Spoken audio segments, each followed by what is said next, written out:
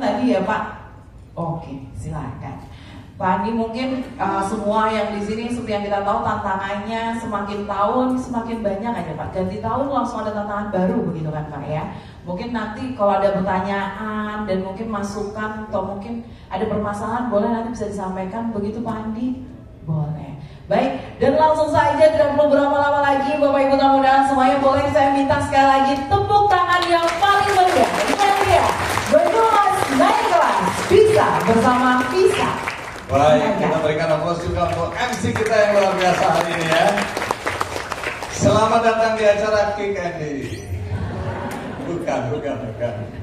Saya ini 5 tahun yang lalu mendirikan benihbaik.com. Ya, benihbaik ini adalah crowdfunding platform. Jadi platform menggalang dana. Kalau di acara Kick Andy sebenarnya Bapak Ibu sekalian, di depan layar ya ada yang bilang wah ini banyak cerita-cerita yang menginspirasi from zero to hero itu banyak. Orang-orang yang memulai usaha dari kecil kemudian sukses, anak-anak yang lahir dari keluarga miskin kemudian sukses ya, punya paten di berbagai negara, jadi doktor ya dan hebat-hebat. Kemarin yang viral itu adalah anak pemulung ya, yang kemudian S2 dan ibunya masih memulung. Saya tanya, kamu gak malu punya ibu pemulung? Oh, saya bangga pada ibu saya. Walaupun dia seorang pemulung, tapi dia betul-betul mendorong saya untuk terus belajar sampai akhirnya S2, dapat beasiswa. Nah, ini kan mengubah mindset anak-anak tentang penghargaan pada ibu atau pada orang tua. Saya ini suka sedih kalau ke desa-desa anak-anak kecil katanya, kamu apa cita-citanya? Jadi supir bus apa ya? Tolong nggak boleh. Ayo mimpi yang lebih tinggi lagi. Tapi banyak orang tua yang mungkin oleh karena keadaan ekonomi atau pendidikan, justru ketika anaknya bilang ingin jadi dokter, ingin jadi pengusaha sukses, wes landuk, wes balik, kita ini orang miskin, nggak mungkin kamu jadi dokter. Udah realistis aja, jadi buru tani aja kayak ibumu atau jadi supir dan seterusnya. Nah, ini mindset yang harus diubah. Siapapun kita, ya, apalagi orang tua harus memberikan dorongan pada anak-anak. Kamu jangan cuma seperti ibu atau bapak, misalnya kalau sukses di usaha. Kamu harus lebih, nanti kamu kembangkan ini jadi pengusaha besar. Anak-anak harus dibangkitkan minatnya, perhatiannya, mindsetnya, bahwa dia boleh datang, misalnya ini dari orang tua yang pendidikannya nggak tinggi, dari orang tua yang secara ekonomi nggak hebat-hebat amat atau bahkan kekurangan, tapi mereka harus punya mimpi besar. Bung Karno kan bilang, mimpilah setinggi langit, kalau jatuh mbak akan jatuh di antara bintang-bintang. Artinya boleh kita bermimpi, walaupun toh nanti mimpi kita tidak tercapai seperti itu, tapi jangan sampai ke bawah, tapi nyangkut di bintang-bintang. Artinya sukses juga gitu ya.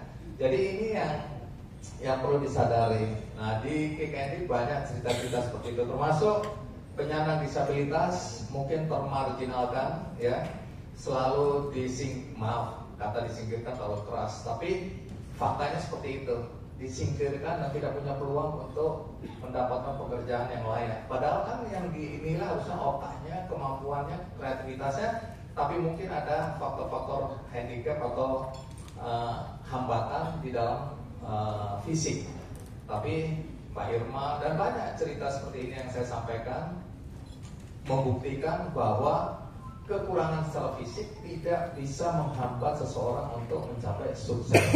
Nah, mental ini yang harus kita miliki Bapak Ibu sekalian. Karena itu saya berterima kasih pada Visa yang sudah menginisiasi program ini, karena saya yakin siapapun kita, apapun usaha kita, kalau kita punya mental juara, punya mental petarung, dan yang saat ini sedang kita dorong untuk bisa tampil ke permukaan.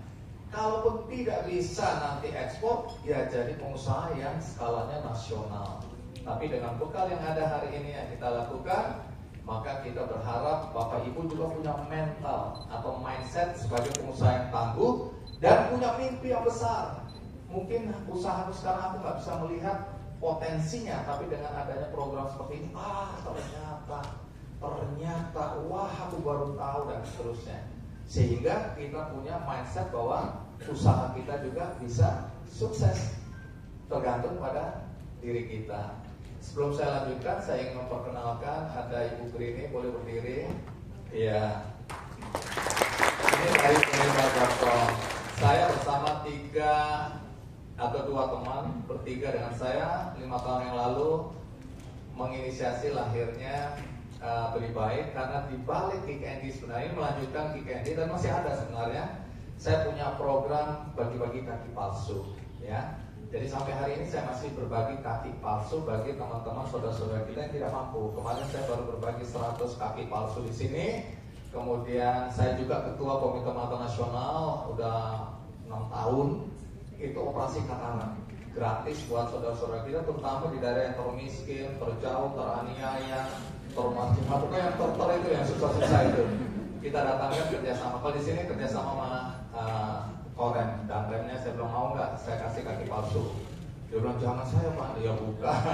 Maksudnya untuk masyarakat. Jadi mereka yang jemput babinsannya jemput dari desa-desa dari kampung dapat 100, terus kemudian bibir sumbing kami 50. Nah, kemarin 100 mata, 50 bibir dan 100 kaki palsu. Nah sebenarnya di balik Kick Andy ini ada juga bagi-bagi buku, tapi sekarang udah nggak ada karena semua anak-anak pakai gadget. Terus saya ini bukan kebetulan sih, ini memang rencana Tuhan dalam hidup saya. 7 tahun yang lalu kami punya gerakan 1 juta bola untuk anak Indonesia. Jadi saya ini kerjanya bagi-bagi bola. Sekarang karena saya adalah komisaris Bali United, ya. Jadi saya bagi-bagi bolanya mereknya Bali United. Di Banyumas ini saya mau jadikan Bali United aja. Tapi seperti Persibas ya. Persibas melempem juga sih jadi. Ya nanti lah, saya akan ketemu sama teman-teman Persibas, tapi belum tahu apa yang akan kita jalankan. Kemudian kami punya sepatu untuk anak Indonesia. Jadi bagi-bagi sepatu terutama di daerah yang termiskin tadi. Kita bagi-bagi sepatu sekolah, ya, anak di NTT, di Aceh dan seterusnya, di Papua juga. Terus itu kacamata refraksi error, ya. Saya bagi-bagi kacamata untuk anak SD yang nggak, orang tuanya mungkin beli kacamata agak berat, ya. Jadi kami bagi-bagi kacamata gratis. Kemarin ya tentu saja di kampung saya, ya, Langgong Sari. Jadi SD-nya saya bantu dan seterusnya. Jadi tugas Kick Andy Foundation yang dulu konvensional kami jadikan sekarang digital, ya. Jadi lahirlah benihbaik.com. Tujuannya apa? Menggalang dana, mencari orang-orang baik. Kami menyebut diri kami jembatan kebaikan, mempertemukan saudara-saudara kita yang membutuhkan dukungan uluran tangan dengan orang-orang baik yang punya hati dan mau berbagi. Salah satunya adalah Visa. Terima kasih untuk Visa. Jadi pilarnya kami punya untuk pendidikan. Kami bangun sekolah, revitalisasi sarana prasarana sekolah, pendidikan, beasiswa. Kami udah 5 tahun ini dengan Grab, misalnya udah ribuan anak-anak driver ojol yang kami bantu untuk mulai dari SD sampai dia ke S1 di sekolah-sekolah terbaik di negeri ini. Itu udah 5 tahun lamanya kami bekerja sama. Terus kemudian kami juga punya pilar kesehatan stunting. Saya juga diminta oleh Menteri Kesehatan untuk membantu program-program stunting, terutama di Labuan Bajo, kemarin di Jawa Barat di mana ya? Buku ini aku lupa. Yang bencana apa di mana? Cibatok itu di daerah mana? Iya, daerah Cibatok itu kan desanya. Di daerah Bogor itu kami bantu itu, dan banyak sekali program kesehatan kami lakukan. Terus kemudian lingkungan, kami tanam pohon, ya. Kalau di sini teman-teman di Langgong Sari, Ciromo tahu ya, ada program tanam 1 keluarga 1 bibit durian. Ini sekarang sudah hampir 18.000 durian yang kami bagikan di daerah Ciromo. Udah 11 desa yang kami bagi. Kami minta dananya dari mana? Ya macam-macam lah. Ada dari Pertamina, dari BCA, dari BRI, dari Mandiri, dari KSI, ya, teman-teman Bursa, dan seterusnya. Jadi kami ini mencari dana untuk membantu memecahkan masalah-masalah sosial bagi Bapak Ibu yang tidak tahu apa benih baik, ya. Terus kemudian kami juga punya program pendidikan emisi karbon. Kami tanam mangrove di hampir seluruh Indonesia. Kemarin di EKN kami tanam 10.000 pohon. Sekarang kami lebih fokus pada pohon-pohon produksi yang pohon mangga, pohon alpukat. Nah ini nanti kita ngobrol ya. Alpukat, ya, kelengkeng ada juga, terus mangga, terus apa lagi ya. Pohon-pohon tanaman keras tapi punya hasil yang bisa dimanfaatkan juga oleh masyarakat. Terus kami punya program kesehatan. Jadi kalau Bapak Ibu ketemu anak-anak yang mungkin bocor jantung, ya, tidak punya dubur dan lain-lain, ditanggung oleh BPJS Kesehatan, tapi kadang-kadang untuk transportasi, akomodasi, orang tuanya harus makan, menjaga anaknya, kami juga punya dana untuk membantu. Kami di Brebes saja, kayak saya bertemu sama satu dokter ahli jantung, Mas Dito ini. Nah, dia selalu lapor, Om Andi, dia panggil saya Om Andi, ini aku periksa ada anak bocor jantung gini-gini harus dibawa ke Jakarta. Kami yang tanggung semua ongkos-ongkosnya. Jadi itulah fungsi Benibaik.com. Dan sebenarnya Tuhan itu maha adil. Yang kerja adalah Mbak Grini, Mbak Suci, Mbak Zata, tapi ada nama saya. Itu garis tangan itu ya. Yang kerja keras di belakang layar, mana Suci yang kanan? Nah, ini Suci ya. Ya, Zata. Ya, terus apa lagi kalau dari kita bertiga aja ya dari Benibaik ya. Ada lagi nggak yang saya nggak tahu? Nah, inilah orang-orang di belakang layar. Mereka yang bekerja keras, saya yang dapat nama. Pak Andi terima kasih, karena saya tahu nggak tahu apa ini. Pak Andi terima kasih, kemarin saya dibantu begini. Oh iya Bu, dalam hati saya. Padahal saya nggak tahu. Karena saking banyaknya program bantuan yang kami berikan. Jadi itulah cerita. Dan ketika bertemu dengan Visa punya juga misi yang sama, membantu. Jadi untuk itu kita undang Mas Widi untuk hadir.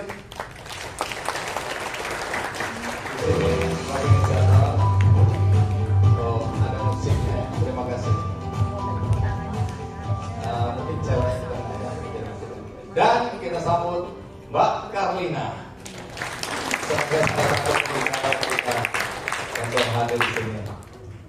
Baik, ini Mbak Karlina juga meluangkan waktu bersama Ananda tercinta Ron, ya, sahabat baru saya. Dan suami tercinta, kita berikan aplaus juga. Nama suami siapa? Saron, nama suami. Saron. Anaknya? Ron. Ini loh, banyak orang tua yang gak kreatif. Udah suaminya Saron, anaknya Ron. Nanti anak ketiga kalau perempuan mering. Bisa jadi Pak. Bisa jadi. Ya tolong dijadikan lah ya. Oke, kita berikan aplaus. Silakan kepada dua narasumber kita hari ini. Tentu dari Visa dulu ya, Mas Widi.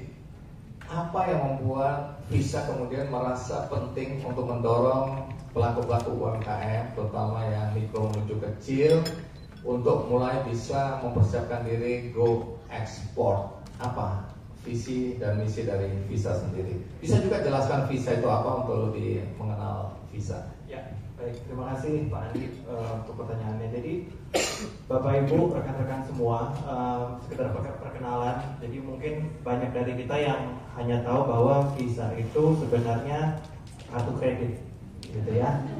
Betul, bukan begitu betul ya? Oh itu ya. Siapa yang punya kartu kredit Visa? Terima kasih Pak.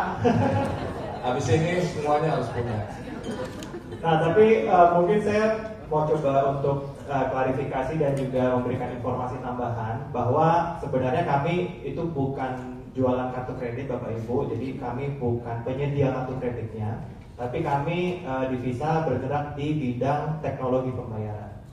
Jadi kami berjejaring dengan pemain di lapangan seperti misalnya bank gitu ya.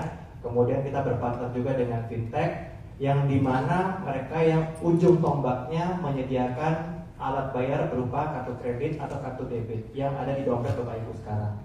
Dan itu ada logo Visanya, sehingga Bapak Ibu bisa memakai kartu tersebut untuk melakukan pembayaran di seluruh jaringan merchant ataupun supplier yang berlogo Visa. Kira-kira seperti itu Bu penjelasan atau Bapak terkait dengan apa itu yang bisa lakukan. Nah, untuk menjawab tadi pertanyaannya Pak Andi, jadi di Visa itu ada dua fokus besar. Jadi fokus untuk pembayaran atau teknologi untuk konsumen, tapi kita juga berfokus pada teknologi pembayaran untuk UMKM ataupun SME, yang dimana ini skalanya bisa dari pebisnis rumahan sampai itu skalanya yang korporasi besar.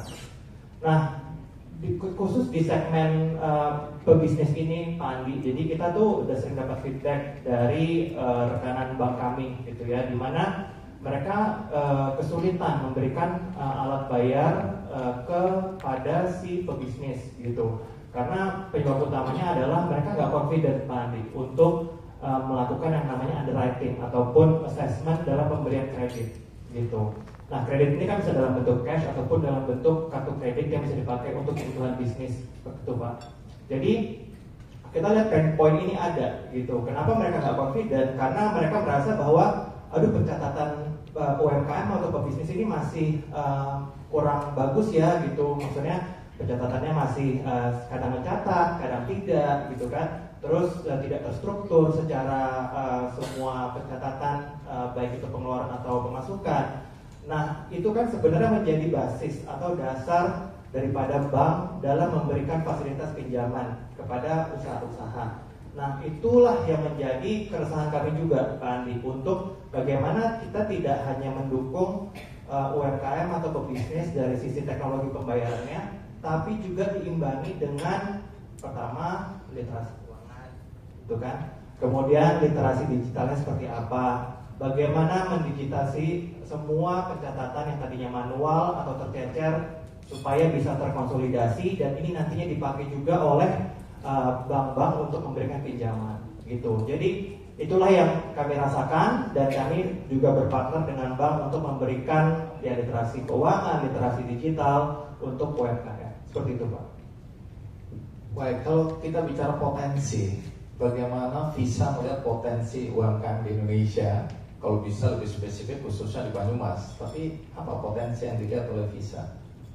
Ya, kalau untuk potensi kami melihat bahwa yang pertama adalah dari sisi sektor ekspor yang masih bisa kita garap lebih banyak. Tadi sempat saya sampaikan bahwa menurut data dari pemerintah, ekspor UMKM kontribusinya terhadap nasional ekspor itu masih di angka 15,7%. Sedangkan seperti negara-negara tetangga kita Pak, seperti Myanmar, Thailand, dan Vietnam, mereka itu bahkan sudah ada yang mencapai angka 29%, itu di Thailand gitu ya. Ini menurut data daripada pemerintah. Jadi saya rasa ini tuh menjadi peluang utama yang masih bisa kita garap lebih lagi gitu.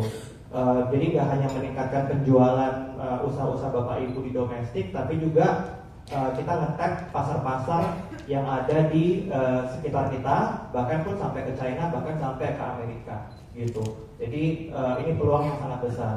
Dan yang kedua, dari sisi terkait, kita juga melihat banyak pemain-pemain bisnis ataupun fintech yang mereka mengeluarkan software digital sekarang Pak. Jadi mungkin Bapak Ibu pernah pakai salah satunya, misalnya mereka yang bergerak di bidang software akuntansi gitu ya, atau software invoicing, kasir gitu kan. Sehingga pergunakanlah ini Bapak Ibu itu untuk semuanya bisa didigitalkan gitu. Lebih memudahkan operasional Bapak Ibu sekalian untuk melakukan kegiatan bisnis. Jadi tidak perlu memakan waktu banyak untuk melakukan misalnya rekonsiliasi manual, pencatatan manual. Pakailah tools-tools yang ada untuk memudahkan kehidupan Bapak Ibu, dan Bapak Ibu bisa fokus ke lebih memproduksinya dan menjual produk tersebut.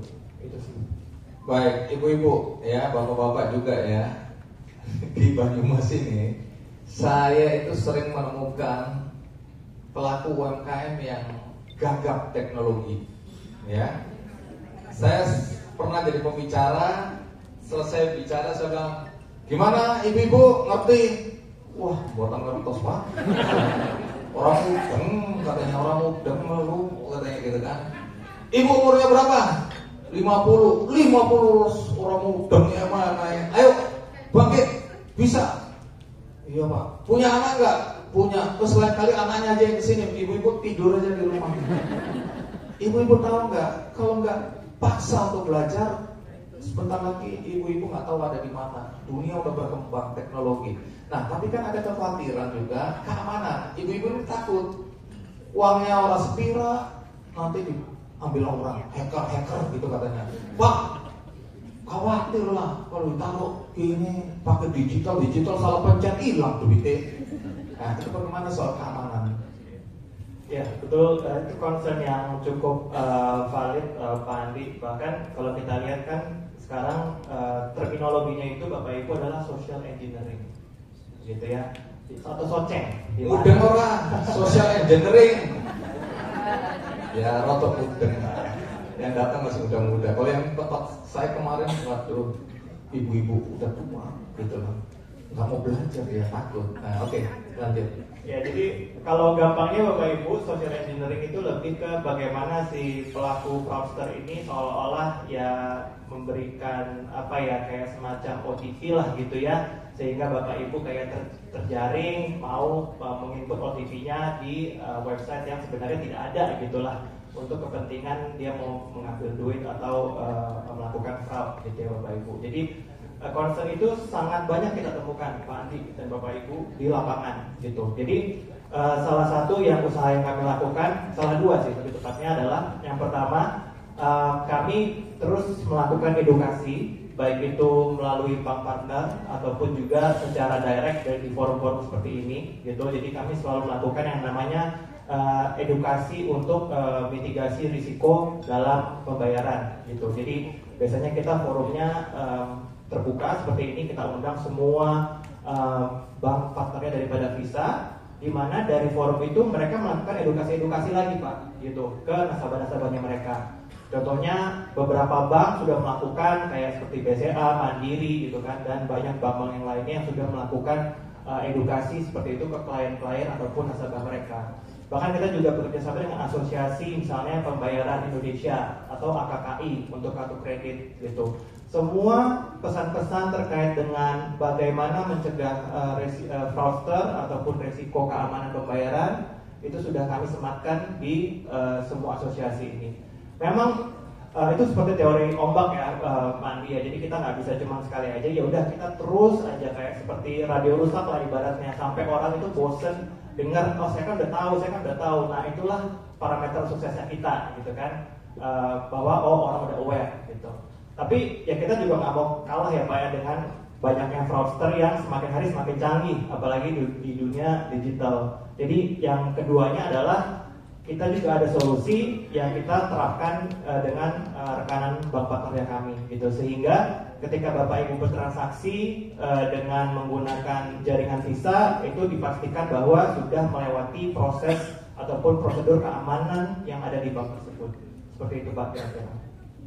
Baik, menarik. Sekarang kita bicara kenapa harus fokus pada proses agar bisa menjadi UMKM ekspor ya.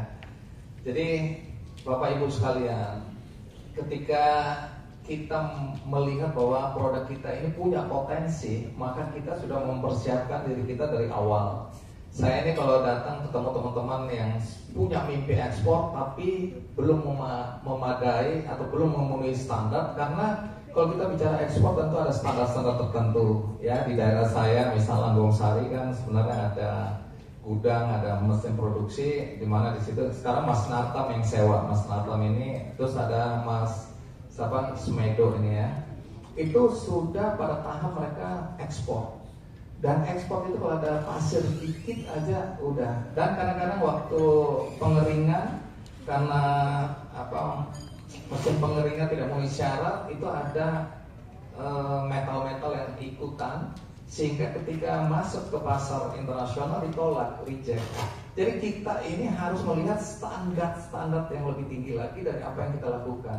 Kadang rambut masuk ke dalam produk kita aja langsung di reject ya, ditolak. Nah ini yang memberatkan. Apalagi kalau kita sudah masuk, sudah lolos, oke, pesen 3 kontainer, baru kita panik. Akhirnya udah serabut dari orang-orang, ayo sini kumpul, tapi tidak memenuhi standar. Nah ini yang juga perlu menjadi atau kita waspadai. Pak Turno misalnya, Pak Turno, Pak Lurah, boleh berdiri lagi. Pak Turno ini ikut dalam program Bank Indonesia ya. Ini berkaitan dengan sebenarnya menjaga lingkungan kita kan. Zaman itu dulu itu banyak Pak di desanya Pak Lurah ini Pak Turno itu tanam kentang ya, tanaman-tanaman yang cepat panen tapi membuat itu longsor ya di daerah Dieng sebelah Banjarnegara. Nah Pak Turno ditawarin mau nggak ikut program penanaman, programnya namanya Sejuta Kopi untuk masyarakat di sana. Untungnya Pak Turno menginisiasi dan itu membutuhkan waktu 3 tahun. Nah 3 tahun ini bagaimana penghasilan dan seterusnya, nanti bisa belajar dari Pak Turno. Karena sekarang sudah mulai panen ya, bukan sudah tapi sudah memproduksi, bahkan diperkenalkan dengan satu buyer dari Singapura yang tertarik bahkan untuk investasi bikin daerah wisata di tempat itu. Nah, satu alamnya terbantukan, artinya tidak longsor. Kedua, potensinya besar sekali karena kita bicara kopi. Dan ketiga, tentu ada pemberdayaan ekonomi di sana. Ini udah cukup banyak ya, sekitar 500 ribuan ya Pak Turno ya.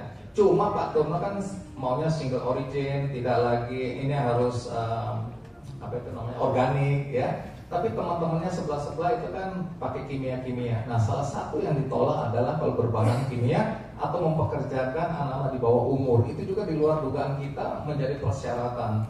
Tentu ada cerita tentang lingkungan. Tapi kalau ada cerita pemberdayaan ekonomi masyarakat terutama perempuan, narasinya lebih kuat.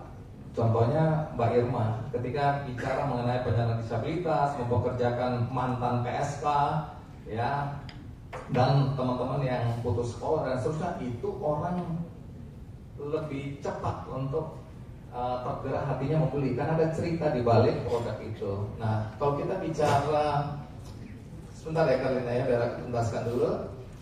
Kita bicara tantangan untuk ekspor. Ini kan Visa punya jaringan hampir di seluruh dunia. Tadi cerita tentang Vietnam, cerita tentang negara-negara yang sekarang UMKM-nya tumbuh dan go internasional. Nanti Mas Condro, mana Mas Condro? Nah, ini Mas Condro boleh berdiri. Saya perkenalkan sahabat saya. Ini dosen yang mengajar di Vietnam juga. Dosen teknologi pangan dari UNSUD. Tapi secara berkala mengajar di Vietnam, lulusan Jerman, punya jaringan internasional dan peduli pada UMKM juga. Nah, jadi nanti mungkin ada tanggapan sedikit dari Mas Condro potensi ekspor dari Banyumas ini. Karena saya di Ngopi Ngapa kan selain kita bicara tentang bulu mata di Purbalingga, tadi fashion Purbalingga, kita bicara juga knalpot, tapi ada teman-teman dari Cilacap dan daerah lain yang sudah mulai sabut kelapa ke Cina, India, ya produk-produk turunannya, sudah ada minyak atsiri, ya terus kemudian ekspor lagi apa ya, gula semut dan lain-lain, dan seterusnya. Jadi tantangan untuk ekspor yang dari pengalaman teman-teman Visa untuk pendampingan, apa yang harus diperhatikan oleh teman-teman pelaku UMKM di sini? Ya, baik, terima kasih Pak Andi. Jadi pemahaman saya dan juga berdasarkan beberapa riset yang kami lakukan, tadi sebenarnya beberapa sudah Pak Andi sebutkan terkait tentang bagaimana pemenuhan standar kualitas dari produk gitu ya. Nah ini ada mungkin cerita menarik gitu ya. Jadi kalau di Visa itu Bapak Ibu kami sering kayak kedatangan tamu-tamu mancanegara lah kita bilangnya, karena mereka yang misalnya berkantor di Singapura atau di Amerika, mereka pengen datang ke Indonesia. Nah biasanya setelah mereka melakukan kunjungan gitu, ketika mereka pulang saya kasih mereka kayak semacam oleh-oleh lah gitu. Nah yang dari beberapa kali yang saya perhatikan, mereka itu sangat suka dengan keripik singkong gitu. Jadi ada salah satu brand keripik singkong yang ada dipasarkan di banyak supermarket, dan ini tuh entah kenapa ini menjadi kayak semacam daya tarik gitu. Dan mereka selalu akan beli itu dan mereka selalu bawa itu kayak berdus-dus Bapak Ibu. Kemudian selain itu ada juga brand terkait tentang kue lapis gitu. Jadi kue lapis yang dengan packaging yang menurut saya cukup premium gitu ya, dan dia juga memasang harga yang sangat tinggi kalau menurut saya gitu. Bahkan saya pernah makan, wah kayaknya nih lebih enak yang banyak yang lain deh yang buat gitu. Tapi dia berani memasang satu patokan harga yang cukup tinggi karena dia sangat yakin bahwa secara standar dan juga packaging itu dia bisa masuk ke pasar internasional. Nah, dari dua contoh ini Pak Andi, salah satu tantangannya kalau menurut saya adalah yang pertama bagaimana melakukan pemasaran itu dengan standar internasional juga gitu. Jadi tidak hanya dari sisi operasionalnya tadi yang ditingkatkan dan juga semua standar misalkan ada ISO dan segala macam itu dipenuhi, tapi bagaimana penampilan produknya kita gitu juga menjadi daya tarik daripada tamu-tamu mancanegara ataupun orang-orang yang akan mengkonsumsinya bila mana kita mengekspor. Jadi itu tuh salah satu yang paling penting.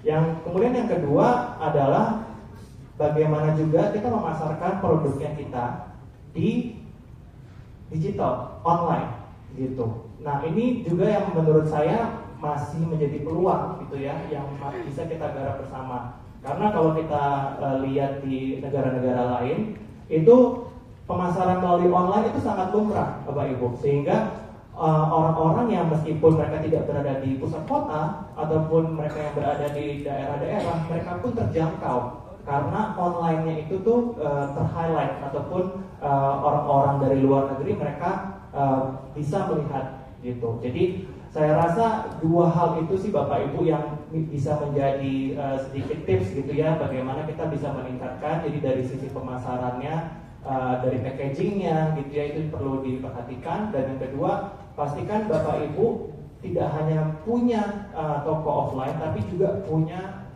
presence ataupun kehadiran di toko online sehingga toko Bapak Ibu mudah dicari. Seperti itu. Baik, menarik ya Bapak Ibu sekalian ya. Nah, Carlina kita undang untuk memberikan perspektif tentang potensi. Banyak dari kita yang tidak tahu bahwa produk kita ini ada pasarnya di luar negeri atau ada pasarnya secara nasional.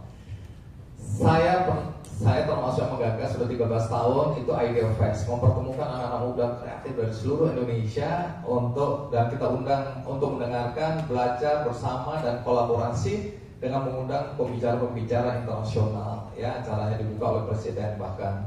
Nah, di situ sebenarnya kayak pertemuan ini harus dimanfaatkan juga untuk kolaborasi. Kita kalau nggak keping sendiri bisnis kita, padahal di samping kita ada orang yang pintar bikin kemasan, ada produknya yang kalau dikolaborasikan jadi lebih meningkat lagi dan atau manajemennya lebih bagus dan seterusnya, tapi membutuhkan keahlian atau jasa kita atau produk kita. Jadi jangan menutup diri bahwa kalau aku usaha sendiri keuntungannya aku ambil sendiri, aku kaya raya. Enggak, biasanya gagal itu atau panjang perjuangannya. Tapi kalau kolaborasi itu cepat. Memang baginya akhirnya misalnya dapat 100.000, kita bagi berlima misalnya karena kolaborasi. Tapi karena ini omsetnya makin besar, itu hasilnya pasti lebih besar daripada kita sendirian.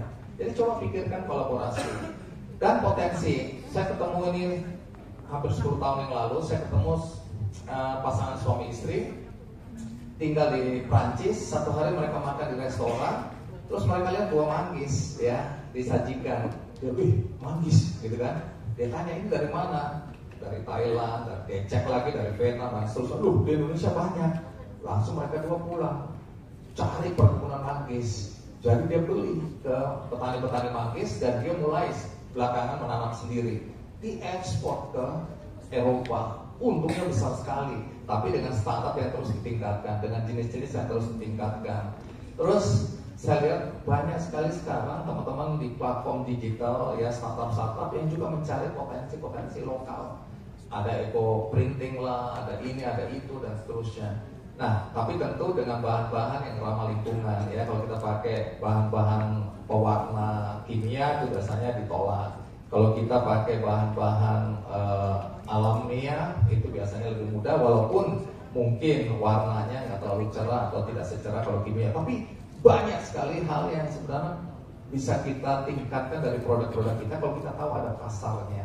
Nah, inilah forum kita untuk berbagi. Nanti tanggal 6 nanti ada sekolah ekspor yang akan memberikan materinya. Jadi mudah-mudahan ibu bapak sekalian bisa hadir dan bisa mendengarkan. Nah, Karlina coba cerita tentang alpukat ini, karena saya 5 tahun yang lalu bersama anak-anak muda di sini, petani milenial, cerita tentang mereka membongkar kebun-kebun bambu, karena bambu harganya udah jatuh, nggak bisa dipakai steger gitu-gitu karena stegernya knockdown sekarang, jadi dibongkar dan ditanamin alpukat. Nah, saya lupa jenis alpukatnya, macam-macam mereka uji coba. Nah, artinya kan orang-orang yang tidak terbiasa berbisnis sesuatu yang punya pasar itu ragu-ragu, alpukat kalau aku tanam pasarnya ada atau tidak. Nah, kalau sendirian nggak ngerti pasarnya di mana. Nah, tapi kalau kita tahu jalurnya, kita tahu off-takernya siapa, peluangnya besar ya.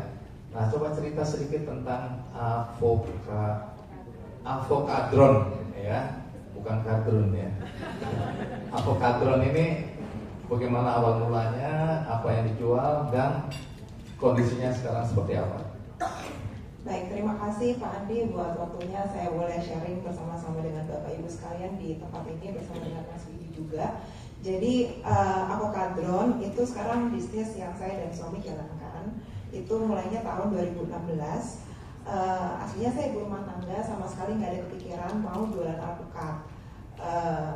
Waktu itu saya kuliah di Jogja, ambil psikologi Pak. Jadi psikologi rawat jalan mungkin ya waktu itu. Jadi nggak ada kepikiran sekali mau jadi pedagang.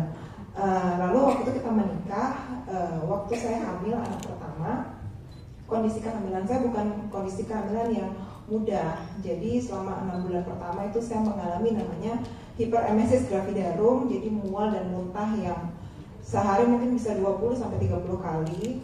Lalu umur 6 bulan udah agak enakan, mulai beraktivitas. Waktu itu kita mulai usaha kecil-kecilan, kita jual stick wijen, lalu jual sayur organik gitu kan. Lalu waktu umur kandungan 7 bulan, tiba-tiba saya mengalami namanya kontraksi dini, sampai singkat cerita anak saya ini lahir dalam kondisi prematur. Jadi saya kontraksi itu kurang lebih 3 minggu bed rest, setiap hari pendarahan sampai akhirnya anak saya lahir. Itu usia kandungan 32 minggu lewat 5 hari, dengan berat badan lahirnya 1 kilo 7 on. Jadi cuma sebesar botol air mineral yang 1,5 liter itu.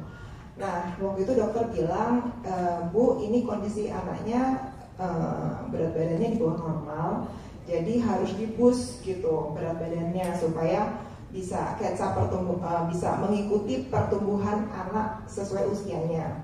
Nah, waktu itu saya pelajari, saya baca buku, saya ke dokter tumbuh kembang, saya cek ke dokter gizi, sampai singkat cerita saya menemukan bahwa makanan yang harus saya kasih ke anak saya waktu itu umur 6 bulan, ada namanya makanan pendamping ASI ya Bu ya. Kalau anak-anak udah 6 bulan kan selain ASI kita kasih makanan, kita butuh kasih makan makanan yang kalorinya tinggi. Nah, salah satunya itu adalah alpukat. Jadi di situ, pada masa itu saya dan suami secara rutin hampir tiap hari kita cari alpukat. Kita cari di pasar, kita cari di toko buah, kita cari di supermarket.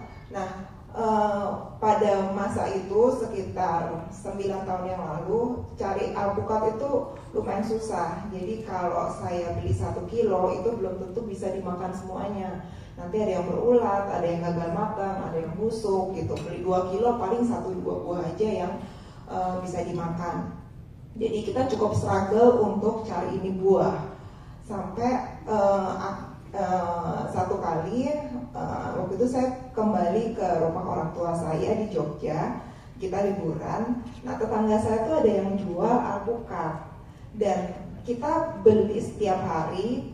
Itu semua buah yang kita makan itu semua buah yang kita beli itu bisa kita makan gitu, kualitasnya bagus. Nah, posisi waktu itu kami tinggal di Jakarta, jadi saya pikir gimana caranya bawa ini buah dari Jogja ke Jakarta, kan harganya lumayan, terus ongkos kirimnya juga lumayan. Karena waktu itu ekspedisi belum seperti sekarang. Dari Jogja ke Jakarta itu belum ada ekspedisi kayak same day atau next day. Jadi butuh waktu yang lumayan, waktu itu bisa beberapa hari di jalan. Jadi karena kita ibu-ibu ya mikir kan ini lumayan ongkos segala macam, nggak mau rugi. Jadi waktu itu saya pertama kali saya pikir udah deh saya jual aja ini alpukat. Jadi waktu itu saya buka PO Pak. Buka PO pertama kali di sosial media. Saya ingat banget waktu itu order pertama saya itu adalah 9 kilo alpukat dari Jogja ke Jakarta. Nah, dari situ karena kita konsumsi rutin tiap hari, akhirnya saya rutin juga buka PO-nya sampai waktu itu selama 1 bulan hasil buka PO total yang order itu ada 1 ton alpukatnya. Ya, dari situ. Jadi pertama cuma dari sosial media, lalu dari WhatsApp, dari teman-teman sampai temannya teman, sampai akhirnya ke orang-orang yang memang udah dengar oh si Carlina ini jualan alpukat. Lalu bulan Februari 2017 pertama kali waktu itu saya pikir oh saya harus punya platform di Instagram. Jadi karena yang beli itu udah semakin banyak yang orang saya nggak kenal, jadi kita mau buka sosial media. Pikiran saya waktu itu adalah saya tuh belum punya modal. Kenapa saya PO? Karena saya nggak punya modal. Saya nggak punya duit di awal gitu buat belanjain orderan 50 kilo. Saya belum ada dananya, jadi saya buka pre-order. Orang bayar dulu ke saya belanjain buahnya. Habis itu baru saya kirim. Nah, jadi karena tidak ada modal ini, saya pikir gimana caranya? Saya nggak punya toko, mau sewa tempat di mall juga kan harganya mahal. Jadi ya udah, saya buka Instagram pada waktu itu. Kalau buka Instagram kan harus masukin nama akun kan ya Pak. Jadi pikiran saya ya mungkin saya kurang kreatif tadi sih. Avocado, alpukat, sama Ron, anak saya, makanya jadi avocadron. Oh, laki-laki nggak kreatif ya. Atau bucin ini, bucin. Iya. Jadi nama anak saking cintanya sama suami ya. bisa jadi Pak. Jadi sebenarnya nama anak saya tuh tadinya mau ngasih nama tuh Daniel Dirgantara Sembiring bapaknya. Tapi kata bapaknya kasihlah nama aku dikit katanya. Oh, ini pemaksaan. Orang Batak nggak ada yang benar aku lihat. Selalu memaksakan nama yang aneh-aneh. Oke, kita berikan aplaus untuk suami tercinta ya. Iya. Ron, keren Ron. Ya, jadi dari situ buka Instagram Avocadron. Jadi karena tadi saya belum ada modal mau buka toko, nggak ada modal mau bangun etalase apa segala macam. Jadi ya udah saya buka toko di Instagram namanya Avocadron. Lalu waktu itu akhirnya setelah 1-2 bulan itu mulai kita masuk ke dalam e-commerce Pak. Pertimbangannya adalah karena waktu itu kita dibantu banget, satu sistem pembayaran online, yang kedua adalah sistem pengiriman. Jadi kalau kita kirim sendiri itu susah cara ekspedisi. Waktu itu ada satu ekspedisi yang bisa memberikan layanan same day. Kalau sekarang kan semua bisa akses. Kalau waktu itu hanya bisa diakses melalui platform e-commerce tersebut. Jadi saya pikir saya pengiriman dari Jakarta yang order udah ke Bogor, ke Tangerang, ke Depok. Kalau kirim langsung ongkos kirimnya aja bisa sampai 100.000, sementara alpukatnya harganya 50.000, 60.000-an besar ongkosnya daripada harga alpukatnya. Jadi kita waktu itu mulai masuk ke e-commerce. Dari situ sih Pak. Oke, ini kita bisa dapat gambaran kekuatan ya media sosial ya, masuk ke era digitalisasi ya. Tapi alpukatnya dari mana ya? Alpukatnya waktu itu pertamanya dari tetangga orang tua saya di Jogja. Jadi diam-diam malam-malam mungkin punya tetangga. Enggak. Jadi dia ada kebun di Kaliurang Pak. Ada kebun di Jogja. Ya dulu mereka ada kebun di Kaliurang. Waktu itu kita ambil di situ rutin, terus semakin ke sini permintaan semakin banyak. Akhirnya sekarang kita ambil dari Sumatera. Oh, dari Lampung sampai Sumatera. Iya. Banyumas kita punya nggak alpukat? Oh, ya. Banyak. Mari Pak. Mulai hari ini Banyumas dulu Pak. Oke. Ya. Ini perintah loh ini. Oh siap Pak. Oke, banyak ya kita punya. Cuma jenisnya nanti jenis apa ini alpukatnya? Alpukat mentega. Ada nggak Banyumas? banyak, awas kalau nggak ada ya. Tapi pertanyaannya kualitasnya bagaimana? Standar kualitas? Kualitasnya kita ambil yang mentega, terus memang yang legit gitu Pak. Jadi kalau pas matangnya sempurna itu rasanya tuh gurih manis gitu. Waktu itu kita karena penjualan kita di e-commerce termasuk yang bagus, jadi waktu itu kita dapat kesempatan juga buat supply ke Istana Negara. Wow. Dan dapat penghargaan nih sekarang nih ya, dalam perjalanan. Penghargaannya apa aja yang sudah pernah didapatkan oleh Avocadron Ron? Ya. Avokatnya Ron, Avocadron. Iya, Avocadron. Ya kita masuk Diamond Seller di Tokopedia, lalu sempat juga jadi seller inspiratif di Blibli. Pernah dapat penghargaan juga sebagai merchant dari person favorit dari Paxel dan Kemenparekraf. Ya. Baik, ini urusan baru alpukat ini ya. Tapi begini, banyak teman-teman ini yang punya mimpi besar, nggak ada yang salah sampai di sini. Cuma maunya hari ini usaha, besok bangun tidur udah kaya raya. Ya, lupa bahwa semua sukses ada proses. Nah, proses jatuh bangunnya apa? Kalau Avocadron ini? Iya, karena kita ini produknya fresh product, mungkin Bapak Ibu di sini yang usahanya bagian fresh product juga mungkin bisa relate ya Pak. Jadi ada beberapa hal itu yang di luar kontrol kita. Contohnya musim, curah hujan. Misalnya kita udah prediksi bulan sekian panennya bisa banyak nih, kita bisa panen raya, harganya bisa lebih murah dan lain-lain. Ternyata musim hujan berlangsung lebih lama dari biasanya, jadi bibit-bibit yang tadinya masih kecil di pohon akhirnya rontok, jadi gagal panen, nggak ada stok, gitu sih Pak. Pernah rugi nggak? Pernah. Di lapangan juga awal-awal banget itu yaitu kita kan juga ada latar belakang jadi pedagang, jadi kita pernah beberapa kali ketemu supplier, udah bayar, akhirnya kan ada modal nih akhirnya Pak, jadi kita bayar di depan, ternyata suppliernya nggak kirim barang, gitu-gitu pernah juga. Artinya ada proses jatuh bangun juga Ada, ya, nggak ada. mulus-mulus kemudian sukses. Nggak mulus. Tunggu produknya mana, boleh diambil produknya, kita lihat 3 yang di box supaya sekalian nanti kita bisa bagikan ya. Oke, pakai quiz. Nanti Ron yang sampaikan kuisnya apa ya Ron? Oke, sambil itu sekarang dipasarkan, pasarnya di mana aja sekarang ini? Kita 90% kita pemasarannya digital Pak, jadi di semua e-commerce ada e-commerce. Wilayah cakupan pasarnya wilayah mana aja? Semua Tiga-tiganya ya. Semua daerah yang terjangkau oleh pengiriman same day maupun next day itu bisa kita kirim.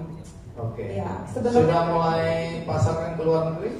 permintaannya banyak Pak, cuman itu tadi kendalanya yang tadi Bapak dan teman-teman sampaikan juga, satu masalah kuantitas, lalu ini juga kan pengiriman buahnya kan lumayan sensitif sama suhu ya, itu sih yang sampai sekarang juga kita masih berusaha pelajari gimana caranya supaya bisa dikirim. Dijual keluar ya. Betul. Karena produk-produk buah-buahan luar udah masuk ke kita, nah kita juga harus mulai berani ekspansi ya. Betul, karena kalau masuk chiller takutnya kan gagal makan ya, kurang lebih begitu. Iya. Sementara memang pasar di lokal, di nasional ini masih besar. Masih besar sekali Pak. Sebenarnya banyak sekali kan daerah penghasil, cuman masalah pengiriman itu kita perlu pelajari.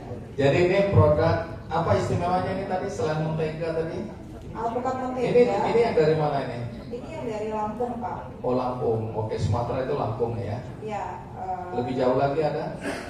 Kita pernah ambil waktu itu dari NTT juga. NTT, oh NTT Ya. memproduksi juga ya? Ya, sebenarnya belum produksi Pak. Kita ambil dari yang tadi Bapak bilang kebun rumah orang.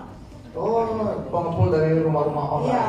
Tapi standarnya memang Tapi kita sortir lagi. ada edukasi kan ya? Ada edukasi. Jadi dulu awal-awal waktu kita beli ini alpukat, mungkin petani-petani juga belum menemukan bahwa ini buah punya potensi. Jadi dikirim tuh istilahnya mereka tuh dikirim root. semua yang di pohon tuh dikirim. Jadi mau yang bolong lah, jatuh dari pohon, udah bonyok-bonyok apa segala macam. Jadi kilonya berat tapi ya, yang emang layak. Rejectnya juga banyak. Tapi lama-lama kita edukasi. Akhirnya kita edukasi, sortirnya bagaimana, quality controlnya gimana, pemupukan juga, ya, packagingnya juga, kirimnya juga. Dulu dikirim pakai bak terbuka, hujan-hujanan segala macam dikirim. Ya sekarang kita udah kasih edukasi supaya bisa lebih baik sampai di sini. Baik, menarik, ini punya potensi kita. Tapi ini sebenarnya cerita memang produknya avokat ya, atau avocado. Tapi sebenarnya prosesnya tadi kita bisa belajar.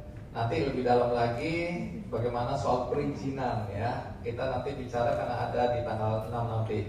Baik, waktu kita memang tersisa 15 menit. Saya mau katanya harus space dulu biar semangat ini. Doa dimulai. Oke, silakan dari Mas Widi dulu. Voucher 500.000. Pertanyaannya apa? Siapa yang ini soal amal dan ibadah juga Bapak Ibu sekalian ya. Jadi yang belum dapat mungkin amalnya ditingkatkan ya. Saya nggak berani nunjuk, nanti Mas Widi aja yang menunjuk siapa ya. Padahal tadi baru saya mau bilang nanti penunjukannya Bapak. Enggak, saya nanti orang marah sama saya lebih baik marah sama Mas Widi. Terima kasih. Oke, apa pertanyaannya? Oke, siap ya Bapak Ibu. Jadi pertanyaan pertama adalah apa hashtag Banyumas naik kelas? Ibu ini pertama. Nasib dulu di depan kan. Habis ini baru kita pilih yang paling belakang ya. Posisi menentukan prestasi. Iya. Yes. Oke, hashtagnya adalah bisa bersama Visa. Oke. Betul. Dapat voucher 500.000. Dipotong untuk hostnya separuh. Baik. Satu kali lagi dulu. Oke, satu kali lagi. Kita dipikir boleh. Jadi kita tentukan zona juga ya. Tentukan zona dulu. Mungkin kita akan ke zona sebelah kanan saya. Jadi pertanyaan kedua, berapa lama bootcamp akan berjalan? Saya melihat tadi Bapak baju merah paling belakang di meja belakang. Oke. Posisi juga menentukan prestasi. Silakan Pak, 6 bulan. 6 bulan. Oke, betul. 500.000 ya. Kalau mau cepet jual ke saya 400 saya bayar hari ini. Oke. Sekarang avokat dulu. 1 box avokat untuk yang bisa menjawab. Oke. Yang gampang aja. Apa produk jualan avokadron? Ron pilih katanya. Enggak Pak. Yang mana? Yang baju coklat ya. Pertanyaannya, kapan Ibu Karlina lahir? Oke. Monggo. Produknya avokat. Ya, betul. Ini gampang banget. Tahu gitu saya duluan tadi. Dapat 1 box ya. Langsung tolong dibantu diserahkan supaya tidak ada dusta di antara kita. Masih ada 1 box lagi. Masih ada 2 box sebenarnya ya. Tapi itu buat nanti aja ya. Sekarang siapa yang mau bertanya? Terima kasih. Ringkas saja ya. Oke, yang paling belakang. Ya kelihatan yang paling menderita. Sekali. Nama dari mana? Terus kemudian langsung pertanyaannya ya. Pendek aja karena waktu kita singkat. Oke, terima kasih. Saya Krisna, perwakilan dari teman-teman Aslimas Purwokerto. Di sini mengisi Pak Andi dan Pak Widi dan Mbak Karlina. Saya ingin bertanya terkait produk. Tadi dijelaskan untuk kita bagaimana menjual produk ke lokal ataupun ke luar. Itu ada packaging kita. Yang kedua adalah jalur offline atau online. Nah, yang mau saya tanyakan adalah apakah sebuah produk supaya kita bisa FYP bahasa online itu nama produk itu akan berpengaruh ke konsumen atau ke masyarakat luas. Jadi supaya orang itu menyebut produk itu gampang. Supaya seperti itu nama itu berpengaruh atau tidak. Baik, ini lebih ke holistik aja ya, jawabannya, karena yang spesifik nanti tanggal 6. Siap. Betul-betul teknis. Siap. Termasuk perizinan nanti Bapak Ibu sekalian ya. Waktu itu sempat tanya teman-teman visa, ini kalau ada yang sudah sebenarnya siap ekspor tapi karena oleh perizinan yang harus bayar, apakah boleh itu masuk dalam program yang difasilitasi oleh visa? Bisa bilang boleh, kan tujuannya agar mendorong ekspor. Jadi nanti kita akan bicara lebih teknis. Tapi silakan dijawab secara garis besar. Terima kasih. Dua-dua boleh, atau Mbak Karlina duluan. Oke. Terima kasih Pak buat pertanyaannya. Jadi kalau menurut saya nama itu penting ya, bagaimana nama itu bisa diingat. Tapi lebih dari itu, di balik nama, secara kualitas servis yang kita berikan, lalu citra yang kita bangun seperti apa, dalam tanda kutip kalau sekarang orang bilang tuh branding ya, itu yang bikin kalau dengar namanya pasti begini gitu. Atau contohnya lah Pak Andi F. Noya, begitu tahu namanya Kik Andi, Pak Kik gitu kan, tentang sosial bagaimana. Jadi apa yang kita kerjakan di balik nama itu menurut saya yang bikin nama ini jadi lebih harum dan bisa dikenal orang. Baik, nge-branding ya. Branding. Itu bukan satu hari satu malam, itu harus dibangun secara konsisten ya. Kadang-kadang membangun brand kita itu bukan persoalan yang mudah. Penamaan penting, mudah diingat, tapi di balik itu ada proses yang lebih panjang lagi. Betul. Mau ditambahkan sama Mas Widi? Ya, mungkin sedikit menambahkan ya Pak.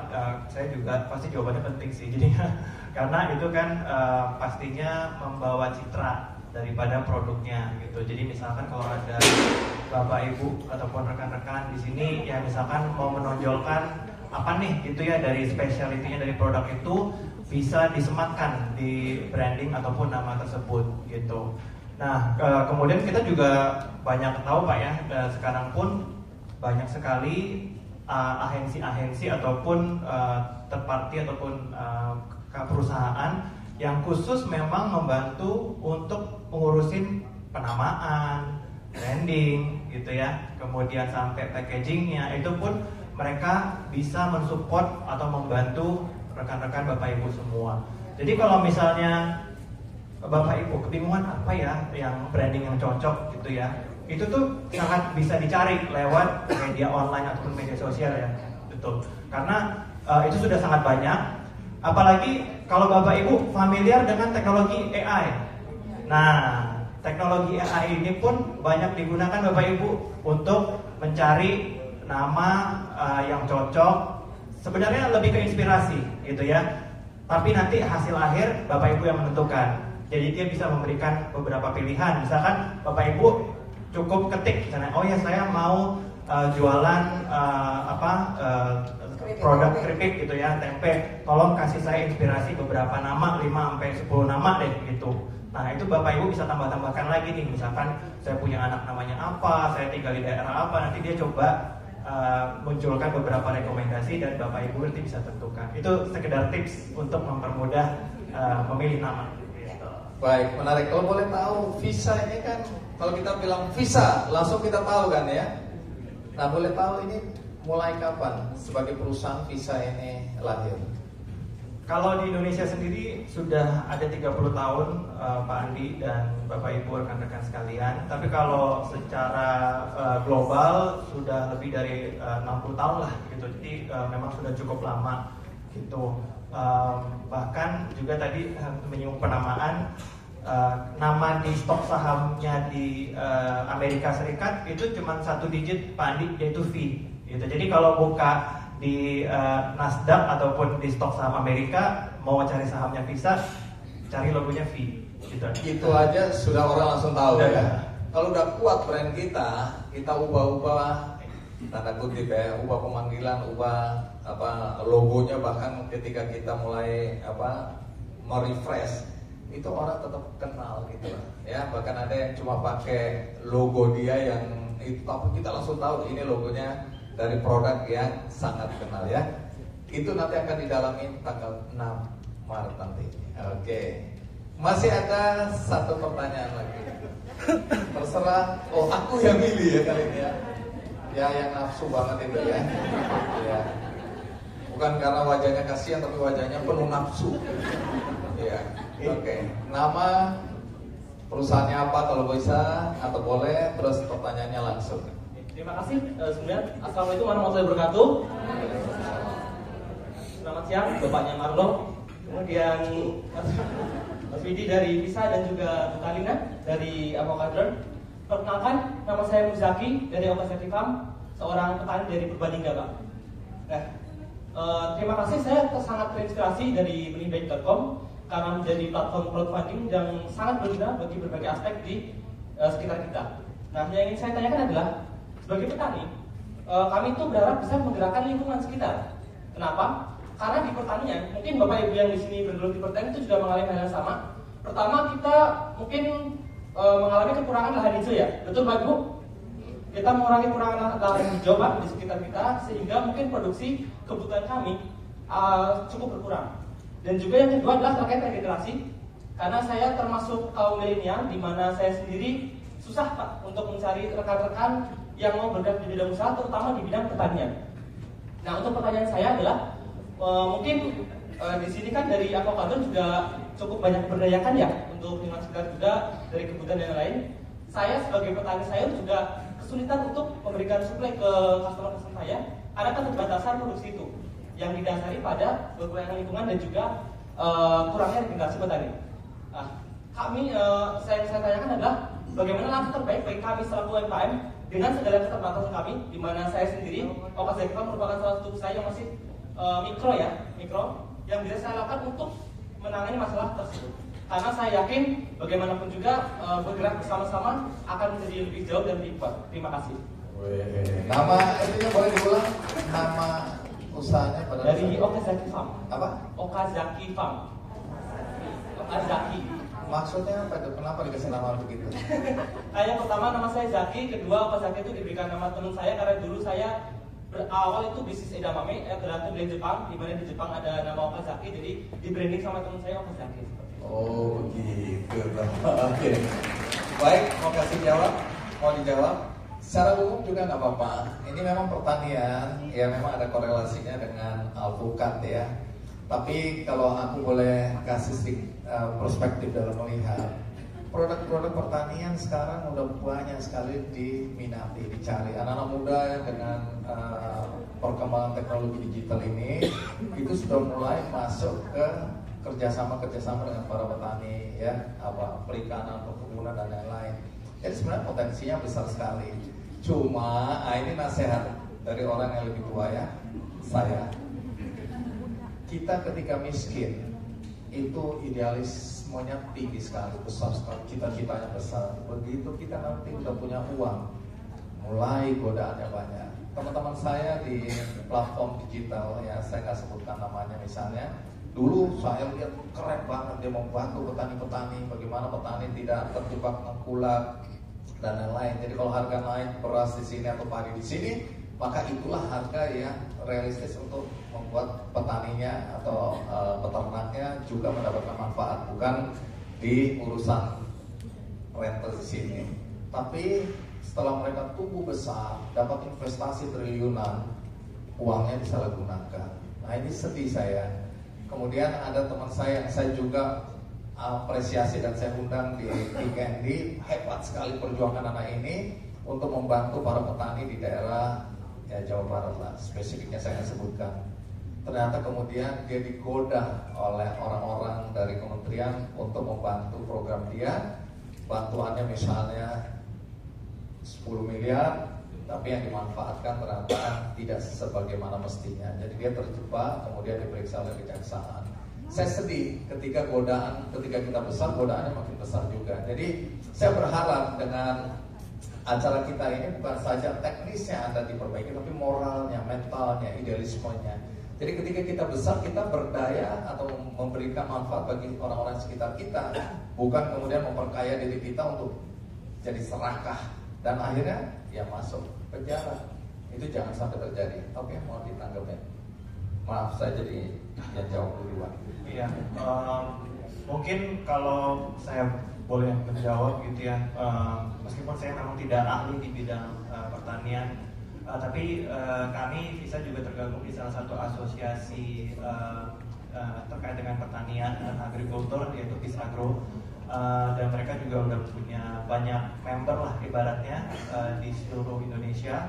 Dan cerita-cerita yang saya dapatkan adalah memang untuk agriculture ini tuh permasalahannya kan memang banyak, nggak hanya dari sisi lingkungan, iklim gitu kan, tapi juga dari sisi bagaimana demografi daripada petani yang kaum milenialnya itu sangat sedikit gitu, karena kan umur semakin bertambah tapi penerusnya ini nih nggak ada.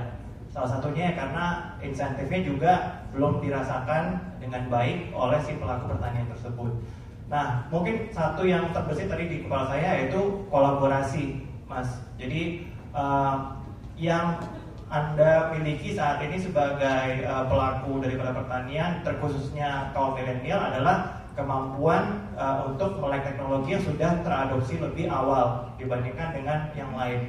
Jadi manfaatkan skill ataupun melek teknologinya yang sudah dimiliki untuk mulai berjejaring, berkolaborasi. Dan saat ini kan juga sudah banyak pemain teknologi yang bergerak di bidang agriculture, misalnya kayak Multiva atau Crowdy gitu. Mereka juga banyak presence-nya ataupun kehadirannya di berbagai daerah. Nah, mereka bisa menjadi jembatan untuk Okazaki Farm ini bisa lebih ditingkatkan lagi secara produksi, kualitas, dan off-taker-nya misalnya pemasarannya gitu sih. Mungkin itu kalau yang kepikiran tadi di saya sih. Baik, terima kasih. Kita berikan applause untuk Mas Widi. Karina mau menambahkan? Kalau boleh tahu Mas Zaki, yang di tanam apa ya Mas? Sayur. Oh. Ya, kalau di saya kebanyakan yang saya suka sayur, di mana sekarang permintaan lagi banyak di hidroponik. Oh ya. Tadi saya kepikirannya itu juga sih, maksudnya tadi Pak Widi sampaikan tentang kolaborasi, terus tentang keterbatasan lahan juga. Sekarang kan banyak teknologi juga, mungkin saya setuju. Makanya kenapa forum saya cukup rajin ikut forum-forum seperti ini, karena dengan adanya forum seperti ini saya ngerasa saya tuh nggak sendiri. Kadang tuh kita sebagai pengusaha, kita mengalami satu masalah, kita ngerasa duh kok uripku nolong somen yo, nggak ngerti harus gimana, nggak ngerti gitu. Tapi dengan punya teman-teman mungkin belum tahu jawabannya, tapi bisa mengenalkan dengan orang yang lebih ahli di bidangnya, jadi bisa membantu. Kalau waktu itu kami di Lampung, kami masuknya lewat organisasi sosial, lalu lewat koperasi juga Pak. Kan kita sempat waktu itu tanam bibit alpukat. Nah, keterbatasannya waktu itu memang di SDM. Ya, jadi ya kita kerjasamanya sama organisasi sosial, sama koperasi, itu kita bantu masalah pupuk, terus untuk cari bibit yang berkualitas sampai pemasarannya seperti itu. Baik, ini memang nggak bisa dalam, ini hanya memberikan perspektif hari ini ya, pengantar lah, kuliah umum lah kira-kira begitu ya. Nanti lebih dalamnya nanti di sesi-sesi berikutnya. Dan inisiasi dari saya adalah yang bertanya tadi dapat masing-masing satu box alpukat, ya. Baik, sebelum kita akhiri, Mas Condro, boleh kasih mic-nya ke Mas Condro. Sedikit kasih gambaran apa yang terjadi di Vietnam berkaitan dengan produk-produk makanan atau produk-produk perkebunan di sana. Karena Mas Condro ini sering cerita bahwa dulu Vietnam itu di bawah kita, sekarang Vietnam itu Mas Condro ada di sana. Vietnam ini menjadi tempat investasi yang paling menarik di Asia hari ini, dan mereka udah mulai mengalahkan Thailand untuk buah-buahan, dan untuk investasi yang lain kita yang kalah ya. Karena banyak sekali yang tadinya mau masuk Indonesia, yang pasarnya itu 200 juta orang, tapi ternyata mereka lebih memilih Vietnam. Karena apa? Gak ada korupsi di sana, atau kurang korupsi di sana. Orang investor disambut dengan baik, ya, dipercepat prosesnya. Kalau di sini diperlambat lagi, ini ujung-ujungnya duit. Itu yang membuat orang malas di Indonesia. Tapi di Banyumas nanti kita pelopor untuk investasi masuk dengan cara-cara yang baik dan benar. Oke, Mas Chandra, terima kasih. Assalamualaikum warahmatullahi wabarakatuh. Yang kami hormati Pak Widi, Karina, Mas Andi, ada Pak Eko juga dari Mandiri, teman-teman rekan semua, senang bertemu. Mana Pak Eko? ini ada di sini. Kita berikan aplaus untuk Kepala Wilayah Bank Mandiri di Banyumas yang menjadi mitra juga dari Visa. Ya, Visa yang minta agar dalam program ini kerjasamanya dengan Bank Mandiri, dan disitulah saya perkenalan dengan Mas Eko yang ganteng ini.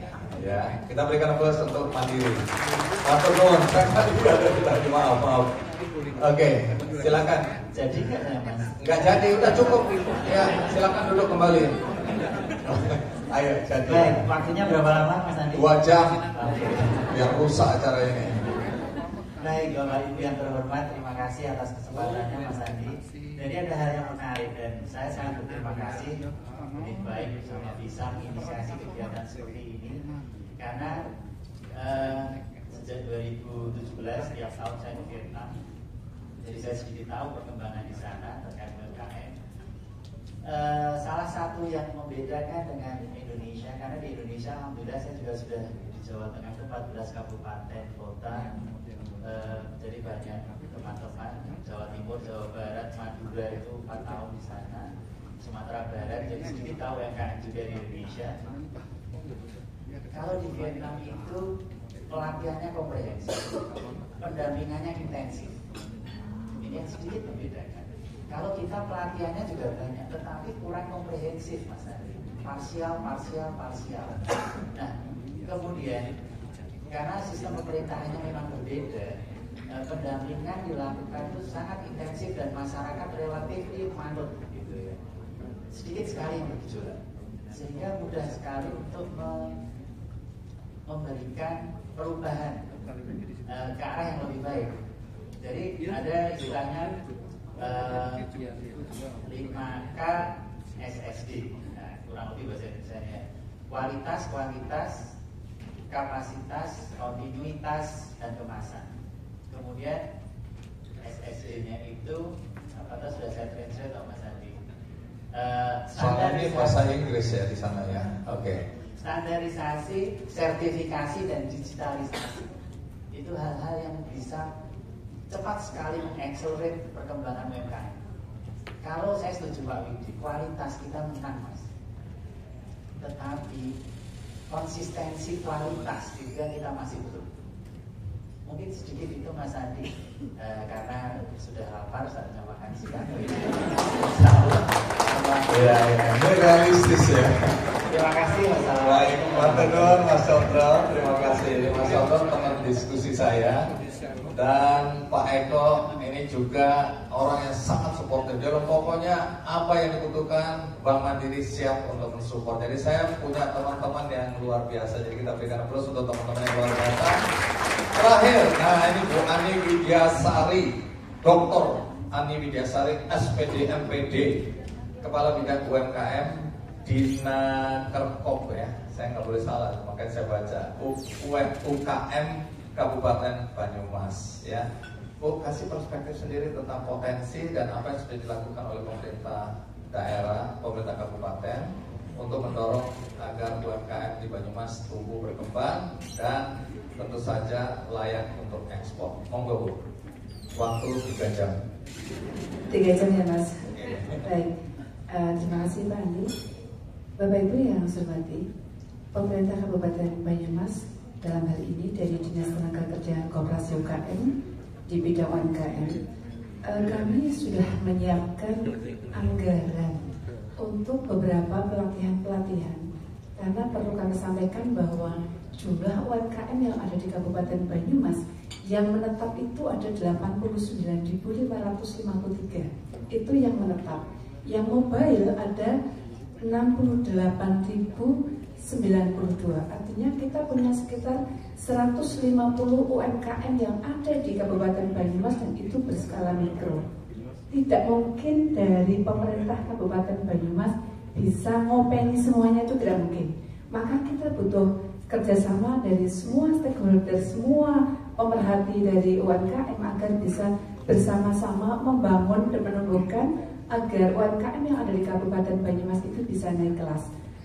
Anggaran yang kami miliki juga sangat-sangat terbatas. Itu betul yang disampaikan Pak di sana tadi Pak Mas Condro. Condro. Pak Condro. Memang nggak terkenal sih.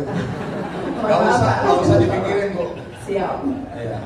Hanya parsial paksa itu memang betul. Jadi pemerintah kami hanya menyiapkan stimulannya saja. Kami latih hanya parsial-parsial, kemudian selebihnya kita bersama-sama bareng-bareng begitu. Pendampingan kurang, betul sekali Pak. Kami di bidang UMKM dari 150.000 pelaku UMKM, orang yang mendampingi hanya 3 orang. Tidak mungkin, apalagi dengan keterbatasan anggaran itu tidak mungkin 3 orang itu keliling dan kemudian untuk bisa bagaimana bisa menumbuhkan atau meningkatkan secara maksimal. Maka oleh karena itu kami ingin mengajak perbankan yang ada di Kabupaten Banyumas, Pak Andi Noya dan yang lain untuk bersama-sama kami sembuyung UMKM yang ada di Kabupaten Banyumas sekitar 150.000 itu untuk bersama-sama meskipun secara bertahap. Tapi kami dari pemerintah Kabupaten Banyumas mensupport dengan berbagai cara. Beberapa waktu yang lalu kami juga kerjasama dengan PHRI. Kami punya program yang namanya UMKM Sabah Kelas. Itu kami upayakan ada MOU dari pemerintah Kabupaten Banyumas dengan PHRI sehingga produk-produk UMKM yang ada di Kabupaten Banyumas, tentu saja ini yang sudah memenuhi standar, itu bisa masuk ke hotel-hotel besar di Purwokerto, bisa masuk ke restoran yang sebelumnya konon ceritanya mereka mau masuk ke hotel saja sulit sekali. Intinya kami siap mensupport untuk teman-teman pelaku UMKM, kita bersama-sama bagaimana cara memasarkan, karena yang terjadi di UMKM Kabupaten Banyumas ada 2 hal sebenarnya untuk permasalahan, permodalan dan pemasaran. Kalau yang lain-lain oke, kita sambil jalan, packaging seperti apa bisa kita latih, tapi pemasaran dan permodalan itu yang perlu kita pikirkan bersama-sama. Itu saja Pak Adi, terima kasih. Mantap dulu, kita berikan aplaus untuk Bu Andi ya. Ini karena Karlina harus mengejar kereta api yang sudah menunggu di depan tadi itu, saya lihat kereta apinya sudah ada di depan. Maka closing statement, apa pesan yang ingin Anda sampaikan, round up dari apa yang tadi Karlina sampaikan. Juga Mas Widi, tapi Mas Widi sebelum closing mungkin ada 1 voucher yang belum dibagikan ya. Kalau nggak mau dibagikan berarti saya aja ya. Tapi karena mau dibagikan jadi nanti ada quiz lagi. Silakan Karlina, boleh berdiri lagi. Closing statement dari saya mungkin ini kan sebentar lagi akan ikut pelatihan selama beberapa bulan ke depan. Semangat belajar Bapak Ibu, belajar sebanyak-banyaknya. Saya berdoa supaya semua yang hadir di tempat ini benar-benar bisa naik kelas gitu ya, produknya semakin kualitasnya semakin bagus, pemasarannya juga semakin luas, usahanya semakin terdigitalisasi sehingga mengharumkan nama Banyumas dan juga nama Indonesia. Baik, terima kasih, kita berikan aplaus. Ini minta maaf karena waktu saya tadi kan banyak yang mau nanya, tapi mungkin di lain kesempatan baru kita kasih waktu untuk bertanya ya. Dan terakhir Mas Widi, tapi sebelum itu ada quiz satu lagi. Wih, belum apa-apa tangan. Perempuan itu selalu begitu. Oke, Mas Widi, ada ini nggak? Coba pertanyaan untuk, atau terserah mau yang gampang-gampang ya. Oke. Coba ya. Ini tergantung amal dan ibadah ibu-ibu. Sebelah sana kayaknya belum lah. Oh iya. Coba kita agak scanning ke daerah sini ya. Iya.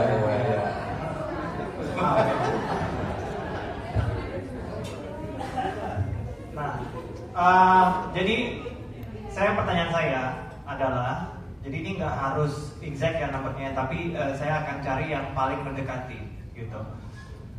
Yang bisa menyebutkan berapa jumlah partisipan yang hadir dan mengikuti program bootcamp selama 6 bulan. Oke, tadi saya melihat ibu yang baju coklat ini, ibu silakan.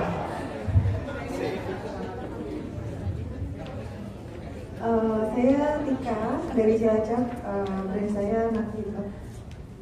Untuk peserta bootcamp kalau yang dijatahkan sih ya 170, tapi kalau yang ada di sini saya rasa nggak sampai 170, mungkin sekitar 155-an. Betul nggak Ibu Grini? Jawabannya? Betul ya. Oke. 170 peserta. Terima kasih Ibu. Baik, closing statement. Langsung ya Pak ya. Oke. Jadi mungkin satu kata dari saya adalah kolaborasi. Jadi ini forum yang baik yang bisa kita manfaatkan untuk saling berkolaborasi Bapak Ibu. Jadi selain juga mengembangkan produk secara mandiri dan juga terus berusaha secara mandiri, alangkah pentingnya Bapak Ibu juga tetap berkolaborasi dan berjejaring. Karena dengan berkolaborasi dan berjejaring, saya percaya ini bisa meningkatkan atau membantu usaha Bapak Ibu untuk naik kelas, begitu. Dan tadi juga seperti yang Bu Karina sampaikan, jangan sungkan-sungkan untuk bertanya. Kita mari sama-sama proaktif gitu ya, untuk sama-sama belajar supaya ilmu yang kita dapatkan juga bisa kita terapkan dengan baik. Itu saja kalau dari saya, Pak Adi dan rekan-rekan Bapak Ibu sekalian. Baik, kita berikan aplaus yang meriah untuk dua narasumber kita hari ini. Bu Karina minta maaf, kayaknya harus lari, nggak sempat makan siang bersama kami. Silakan makan di kereta api aja ya. Pengorbanan dari Mbak Karina dan tentu saja suami tercinta dan Ananda Ron yang juga menemani. Dan tentu saja buat kita semua terima kasih Bapak Ibu sekalian karena sudah hadir dan tetap semangat sampai detik ini. Saya silakan ke MC. Terima kasih dan belum ada yang untuk Pak Agem yang luar biasa. Boleh, karena saat lagi kita akan ada foto bersama dan juga pemberian plakat untuk Ibu Karina. Boleh sejenak Bu, nggak ada 3 menit. Saya hitung 1, 2, 3. Baik, pada Pak Andi pastinya kami persilahkan untuk hadir lagi mungkin Pak. Waduh, Pak Andi bisa main Bu Karina, boleh. Untuk yang pertama pastinya ini akan ada penyerahan plakat dari Bapak Andi Efnoya selaku founder beribaik.com. Untuk yang pertama, untuk penyerahan plakat yang akan langsung diberikan kepada Ibu Karina Kurniawati selaku founder Avocadron. Boleh tepuk tangan Bapak Ibu semuanya. Luar biasa, mantap sekali perjuangan seorang ibu ya, ibu rumah tangga yang akhirnya bisa benar-benar naik kelas ya, atas dukungan semuanya pastinya dari keluarga. Luar biasa. Dan selanjutnya penyerahan plakat apresiasi dari beribaik.com kepada Bapak Gede Widi Perdana Putra, Director Visa Commercial Solution. Luar biasa. Baik. Dan pastinya kami persilahkan untuk dapat berfoto bersama sejenak untuk Pak Andi. Oke, mungkin Pak Andi di tengah ya Pak ya. Iya. Silakan. Bisa berfoto terlebih dahulu. Semuanya berfokus. Baik, cukup. Baik, terima kasih. Terima kasih, boleh sekali lagi tepuk tangan yang luar biasa pastinya untuk sesi sharing session dan juga pastinya talk show. Dan di momen kali ini juga Bapak Ibu tamu undangan, silakan untuk Bu Karina. Terima kasih. Mungkin untuk bisa langsung, terima kasih. Hati-hati di jalan Ibu Karina Kurniawati ya. Dan pastinya untuk Bapak Ibu tamu undangan semuanya yang hadir di momen kali ini. Jadi kita akan berfoto bersama mungkin ya Pak, boleh Pak? Oh ya, boleh. Masih ya Pak? Mungkin dari sini aja Pak, biar kelihatan semuanya ya. Boleh teman-teman fotografer? Pak Widi boleh silahkan. Iya, paling gitu ya Pak ya. Baik, Ibu Karina boleh silahkan. Boleh untuk Bapak Ibu tamu undangan semuanya boleh berdiri supaya nanti kelihatan ya. Iya. Ini bagian yang sisi kanan bagaimana teman-teman fotografer? Boleh berapat mungkin ya yang teman-teman dari sisi kanan boleh ke kiri. Boleh sebelah sini boleh Pak, sebelah Pak Widi boleh Ibu monggo. Oke. Dan mungkin dari sisi kiri boleh mengundang juga kepada Kepala Bank Mandiri. Boleh? Waduh Bapak mungkin boleh sebelah sini Pak. Rekanan dari Visa. Boleh, Bapak sebelah sini mungkin Pak boleh, agak depan. Iya. Oh iya, ini saya bantu dulu. Gimana Mas? Ada yang masih belum kelihatan? Boleh dibantu saya? Merapat lagi ya. Bapak di situ nggak apa-apa. Sebelah sini Pak boleh, agak ke tengah. Bersebelahan dengan Mas Widi boleh dikasih space sedikit. Ya, oke, silakan. Gimana? Gimana Pak? Gimana Pak?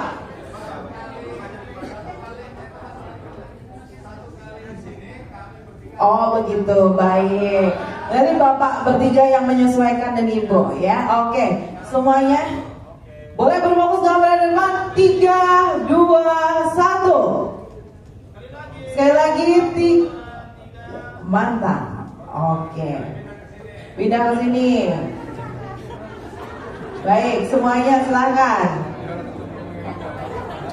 Loh, nyempil-nyempil, boleh. 1, 2, 3. Lagi. Oke. Selanjutnya geser ke sisi kiri, boleh. Sebelah kiri silakan. Semuanya boleh dalam posisi yang terbaik. Semuanya silakan. 3, 2, 1. Oke, 1, 2, 3. Mantap. Mantap sudah. Boleh semuanya tepuk tangan yang meriah sekali lagi. Serangkaian acara pastinya sudah berlangsung. Bapak Ibu tamu undangan, pastinya berakhirnya sesi talk show pada malam kali ini, maka berakhir juga acara kita pada hari ini. Terima kasih sekali lagi pastinya kita sampaikan kepada narasumber kita bersama kali ini, Ibu Karlina, luar biasa, terima kasih dan sudah berkenan hadir tentu saja jauh-jauh ke sini untuk Bapak